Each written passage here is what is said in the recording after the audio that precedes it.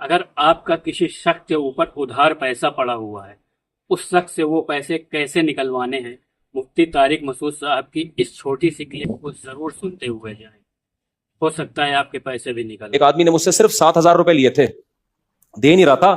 میں ٹائم آیا نا، میں اس کے گھر جا کے، اتنا بدتمیزی انسان، اللہ معاف فرمائے، یعنی میں اپنے بارے میں کہہ رہا ہوں، میں اس کے دروازے پہ جا کے بیٹھ گیا۔ میں نے کہا دے بھائی تو، کہہ رہا کیا ہو گیا؟ میں کہیں لے کے بھاگ رہا ہوں۔ میں نے کہا بھاگ ہی تو رہا ہے نا، اگر نہیں بھاگنا ہوتا تو دے دیتا دروازے ٹائم پہ پہ۔ جا کے تو میں بیٹھ گیا، حالانکہ مجھے کوئی زیادہ ضرورت نہیں تھی، لیکن مجھے لچڑ لوگ پسند ہی نہیں ہے، پتہ نہیں کیوں۔ لچڑ آدمی کے پاس میرا دل نہیں چاہتا کہ 1 روپیہ بھی چھوڑو، جو لالچ کر کے پیسے لے رہا ہے نا، گھما پھرا رہا ہے، اس کو دو ہی نہیں، اس سے نکلواؤ۔ اور فقہ نے بیان کیا کہ اگر کوئی تمیز سے پیسے نہیں دے رہا نا، ٹیڑھی انگلی سے بھی گھی نکال سکتے، اس کی کوئی چیز رکھ لو، بیچ کے اپنا پیسہ پورا کر لو۔ میرے پاس لوگ آتے ہیں الحمدللہ، بہت الٹے الٹے مشورہ بھی دیتا ہوں میں، اللہ کا بڑا فضل ہے۔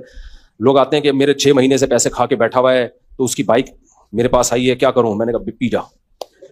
میں نے کہا اتوار بازار میں بائک جا کے بیچ دے، جتنا تیرا پیسہ بنتا ہے رکھ لے، باقی پیسے لے جا کے پکڑا دے، اس کے بغیر پیسے نکالنا ممکن نہیں ہے۔ لچڑ لوگ جو ہے نا، لچڑ، ان کے پاس کبھی بھی 1 روپیہ بھی مت چھوڑو۔ لچڑ پنا ہے کیا؟ یہ بھی جلد بازی ہے۔ یہ سارے بیان میرا جلد بازی کے خلاف ہی ہو رہا ہے۔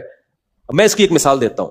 ایک آدمی، یہ ہمارے جاننے والوں کا واقعہ ہے، ان کا کاروبار خراب ہو گیا، پیسہ ڈوب گیا، سمجھ رہے ہو؟ اب وہ ہمارے دوسرے جاننے والے کو کال کر رہے ہیں کہ یار میرے کاروبار کا ہو گیا بیڑا غرق، کائنڈلی مجھے 6 کروڑ روپے دے دو اللہ کے نام پہ۔ تو مجھے کاروبار کرنا تو آتا ہے، بزنس کروں گا، 6 مہینے میں کروڑ بھی واپس کر دوں گا اور پروفٹ آدھا آدھا ڈیوائڈ کریں گے۔ ان کی قسمت اچھی تھی، انہوں نے مجھے فون کر لیا کہ مفتی صاحب یہ بڑا نیک آدمی ہے، 6 کروڑ روپے مانگ رہا ہے، اور کروڑوں کا اس نے بزنس کیا بھی ہے، 6 کروڑ یا 7 کروڑ مانگ رہا ہے، بزنس کیا بھی ہے اس نے دبا کے۔ اب بیچارے کا حالات آ گئے، نقصان ہو گیا، تو ظاہر ہے پیسہ چاہیے، پیسہ ہے نہیں اس کے پاس۔ میں نے اس سے کہا، میں نے کہا اس سے پوچھو یہ رہتا کرائے کے گھر پہ ہے یا اپنے گھر پہ رہتا ہے؟ انہوں نے کہا پوچھا تو کہا تھی اپنا ذاتی گھر ہے۔ میں نے کہا اس سے پوچھو یہ گھر کی قیمت کتنی ہے؟ تو پتا چلا جی 10 کروڑ۔